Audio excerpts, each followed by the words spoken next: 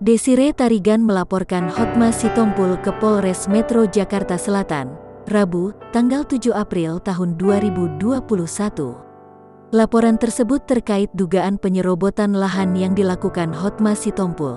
Hotma Sitompul diduga menyerobot lahan dengan membangun tembok pembatas di rumahnya setelah mengusir Desire Tarigan, istrinya. Menurut Desire Tarigan, lahan yang dipakai Hotma Sitompul untuk membangun tembok pembatas adalah lahan milik Mulyana Tarigan, ibunya. Tanah yang diserobot Dr. Hotma Sitompul di Jalan Pangeran Antasari nomor 79 adalah atas nama ibu saya, Mulyana Tarigan, kata Desire Tarigan, Rabu sore.